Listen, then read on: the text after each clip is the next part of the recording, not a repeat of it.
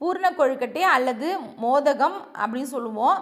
அந்த கொழுக்கட்டையோட மேல் மாவு நல்லா சாஃப்டாக வரணும் அப்படின்னா நம்ம எப்பயும் போல் தண்ணி ஊற்றி கிண்டுவோம்ல இடியாப்ப மாவு, அதேமாரி கிண்டி எடுத்துக்கிட்டு அதுக்கப்புறம் நம்ம 2 ஸ்பூன் எண்ணெயை விட்டு ஒரு நல்ல கனமான கடாயில் அந்த மாவை விட்டு நல்லா கொஞ்சம் கிண்டிட்டிங்கன்னா, கொஞ்சம் கெட்டியாக கிண்டி எடுத்துக்கிட்டிங்கன்னா இப்படி உங்களுக்கு சொப்பு செய்ய ஈஸியாக வரும். இதை நாங்கள் சொப்புன்னு சொல்லுவோம்.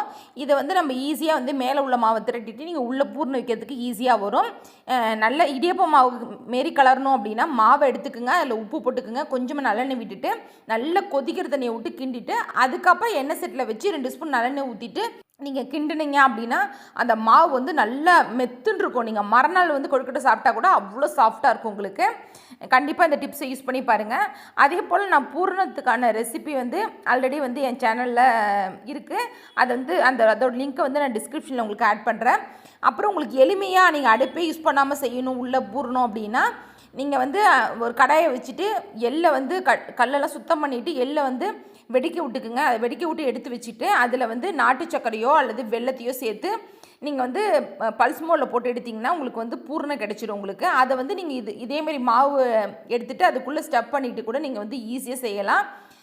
இந்த பூரணத்தையும் ஒரு தடவை செஞ்சு பாருங்கள். கடலப்பருப்பு தேங்காய் பூரணத்தையும் ஒரு தடவை செஞ்சு பாருங்கள். எல்லாட்டி கூட நீங்கள் என்ன பண்ணலாம் அப்படின்னா வெல்லமும் வறுத்த பொட்டுக்கடலை இருக்குல்ல, பொட்டுக்கடலை லேசாக வறுத்துட்டு அதை பொடி பண்ணிவிட்டு கூட நீங்கள் இந்த வெல்லத்தையும் சேர்த்து பொடி பண்ணிவிட்டு ஒரு 2 ஸ்பூன் நெய்யை விட்டு கையால் பசைஞ்சு எடுத்துக்கிட்டு அதை கூட உருட்டி நம்ம உள்ள ஸ்டஃபிங்காக சேர்க்கலாம்.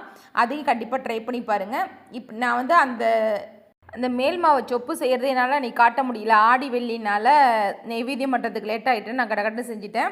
அதனால தான் உங்களுக்கு இந்த பூரணத்தை வச்சு எப்படி உங்களுக்கு அழகாக மேல் மாவை எப்படி அழகாக ரெடி பண்ணலாம் அப்படிங்கிறது இந்த வீடியோவில் காமிச்சிருக்கேன். நீங்கள் அதே போல் அழகாக செஞ்சு நம்ம விநாயகர் சதுர்த்தி கும்பிடுங்க. கண்டிப்பாக சூப்பராக உங்களுக்கும் வரும். அவ்வளோதான், கொழுக்கட்டையில் நம்ம இப்போ செஞ்சாச்சு. இது இட்லி தட்டில் வேக வச்சு சூப்பராக சாப்பிட்லாம். இது போல் வீடியோக்கள் வேணுன்னா கண்டிப்பாக சப்ஸ்கிரைப் பண்ணுங்கள், லைக் பண்ணுங்கள், ஷேர் பண்ணுங்கள், தொடர்ந்து சப்போர்ட் பண்ணுங்கள்.